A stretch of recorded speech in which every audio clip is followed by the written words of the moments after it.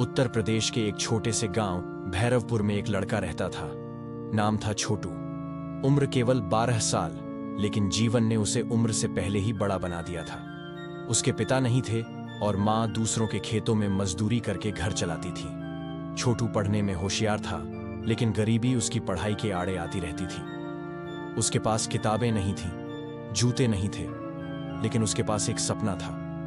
बड़ा आदमी बनना है, माँ को आराम देना है। गांव में हर साल मकर संक्रांति पर पतंगबाजी का आयोजन होता था। पूरा गांव इस त्योहार में शामिल होता। रंग बिरंगी पतंगें आसमान में उड़ती। छोटू को भी पतंग उड़ाने का शौक था, लेकिन उसके पास पैसे नहीं होते थे पतंग खरीदने के लिए। एक दिन वह गांव के चौक पर खड़ी एक पतंग की दुकान को टकटकी लगाए देख रहा था। दुकान के मालिक रमेश जी ने उसे देखा और कहा, क्या चाहिए बेटा? छोटू झिझकते हुए बोला, पैसे नहीं हैं, बस देख रहा था। रमेश जी मुस्कुराए, ले जा, एक पतंग और डोरी मुफ्त में, लेकिन गिरा मत देना। छोटू की आंखों में चमक आ गई। पतंग उसके हाथ में आई तो उसे लगा जैसे वह बादलों को छू सकता है। छोटू खुशी खुशी खेत की ओर भागा और उड़ाने लगा पतंग, लेकिन उड़ते उड़ते एक तेज हवा का झोंका आया और पतंग पेड़ में उलझकर फट गई। छोटू की आंखों में आंसू आ गए। वह नीचे बैठकर रोने लगा। तभी उसके पास एक बुजुर्ग आए, दादाजी। उन्होंने पूछा, क्यों रो रहा है बच्चा?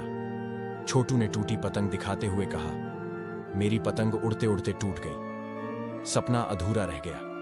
दादाजी मुस्कुराए, पतंगें हमेशा उड़ने के लिए नहीं होती बेटा, कभी कभी गिरकर सिखाती हैं कि अगली बार कैसे और ऊंचा उड़ना है। छोटू ने आश्चर्य से उनकी ओर देखा। दादाजी ने एक पेन निकालकर छोटू को दिया और कहा, इसे पकड़, ये तुझसे कोई नहीं छीन सकता। ये तेरी असली पतंग है, इससे तू वो आसमान छू सकता है जिसे तू अब भी देख भी नहीं पाया। उस दिन के बाद छोटू ने ठान लिया, वह पढ़ेगा, चाहे कुछ भी हो जाए। वह दिन में माँ के साथ खेतों में काम करता और रात को गांव की पंचायत भवन के बाहर स्ट्रीट लाइट के नीचे बैठकर पढ़ता। गांव वालों ने भी उसका जुनून देखा और कुछ ने पुरानी किताबें दे दी, कुछ ने पुराने जूते। वो बोर्ड परीक्षा में गांव में टॉप कर गया। गांव के प्रधान ने उसकी फीस भर दी और वह शहर के इंटर कॉलेज में दाखिल हो गया। माँ ने पहली बार उसके लिए नया बैग खरीदा, उसकी कमाई से। शहर में आकर छोटू को समझ आया कि जीवन और भी कठिन है। यहाँ कोई उसे जानता नहीं था, न कोई मददगार था।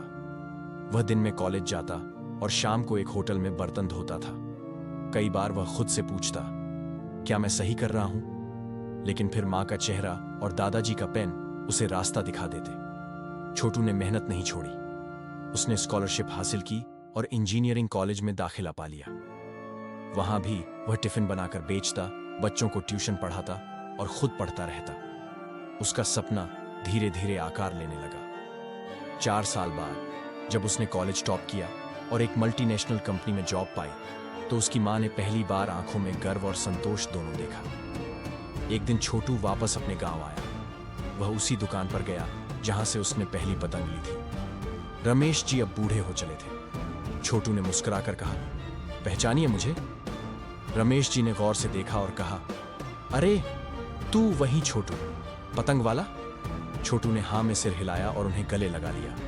फिर वह दादाजी को खोजने गया, लेकिन पता चला कि वो अब इस दुनिया में नहीं थे। छोटू ने उस पुराने पेड़ के नीचे, जहां उसकी पतंग फटी थी, एक छोटी सी लाइब्रेरी बनवाई। नाम रखा अधूरी पतंग पुस्तकालय।